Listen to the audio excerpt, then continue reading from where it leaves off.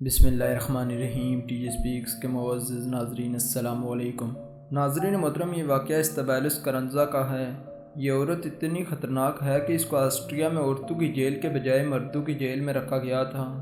لیکن اصل سوال یہ ہے کہ یہ یہاں تک پہنچی کیسے؟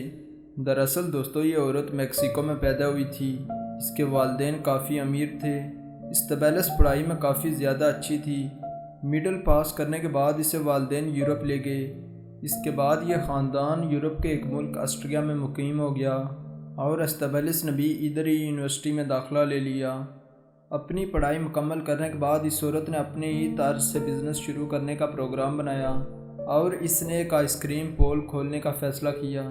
یہ ہمیشہ سے بزنس کرنا چاہتی تھی، لیکن دوستو اس عورت کے آگے کی کہانی کچھ مختلف ہے، جس کو جان کر ہر کسی کے رنگوٹھے کھڑے ہو جاتے ہیں۔ 2008 میں استبیلس کی ملاقات اولیگر سے ہوئی۔ کچھ ہی عرصے بعد ان دونوں نے شادی بھی کر لی۔ اس نئے نویلے جوڑے کی زندگی بہت ہی ہنسی خوشی سے گزر رہی تھی، لیکن پھر اچانک ان کی زندگی میں ایک اہم موڑ آیا اور ان کی شادی شدہ زندگی خراب ہونا شروع ہو گئی۔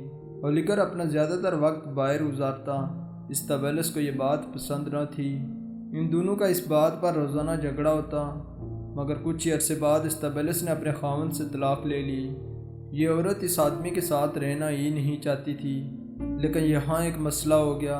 استبیلس کا شوہر طلاق کے باوجود اس کے گھر میں رہتا تھا اور اس کا گھر چھوڑنے سے منع کر دیا اور بعد میں استبیلس کو تنگ کرنا بھی شروع کر دیا۔ یہ ہر وقت استبیلس کا مذاق اڑاتا۔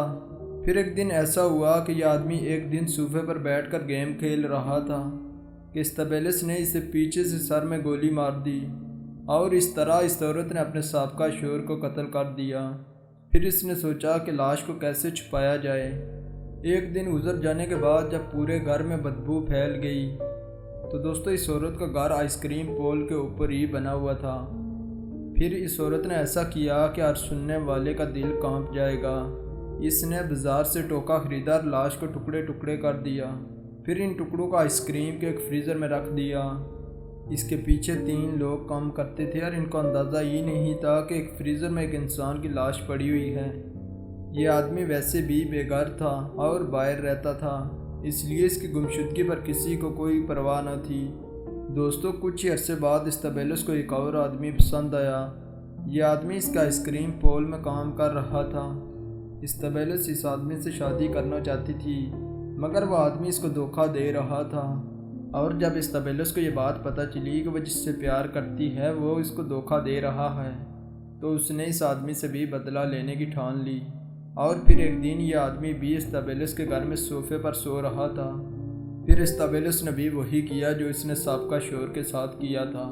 اس آدمی کو بھی گولی مار کر قتل کر دیا اور پھر اس کی لاش کے بھی ٹکڑے کیا اور اسی فریزر میں ڈال دیا جہاں اس نے سابقہ خاوند کی لاش کے ٹکڑے کر کے ڈالا تھا۔ دوستو وقت گزرتا گیا، استبیلس دوبارہ ٹھیک ہو گئی اور آئس کریم کا کاروبار چلنا شروع ہو گیا، جبکہ کسی کو بھی اس کے اوپر شک نہ ہوا۔ لیکن پھر 2011 میں یہ عورت پکڑی گئی۔ ہوا اس طرح کہ اس کا آئس کریم پول میں ہی کام کرنے والے کچھ لوگوں نے صفائی کی غرض سے اس فریزر کو کھولا تو اندر دیکھا کہ ایک شخص کی ٹانگیں پڑی ہوئی تھی۔ انہوں نے فوراً پولیس کو کال کر دی، لیکن استبیلس اس وقت وہاں موجود نہ تھی۔ اس کو پتہ لگ گیا کہ یہ پکڑی گئی ہے۔ وہ آسٹریا سے ٹرین کے ذریعے اٹلی بھاگ گئی۔ پھر کچھ دن بعد اسے پکڑ لیا گیا۔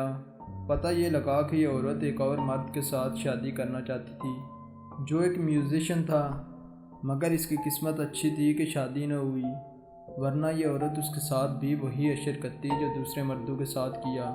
دوستو استبیلس کو پکڑا گیا تو اس نے پولیس کے ساتھ بھی وحشیانہ برتاؤ کیا۔ اس کا بیہیویئر ایک دم تبدیل نہ ہوا اور پہلے سے زیادہ وحشی بن کر سامنے آئی۔ اس وجہ سے اسے عورتوں کے بجائے مردوں کی جیل میں رکھا گیا، جہاں اب وہ اپنی ساری زندگی گزار رہی ہے۔ تو دوستو اس عورت کے بارے میں آپ کا کیا خیال ہے؟ اس کا جواب کمنٹ میں ضرور دیں۔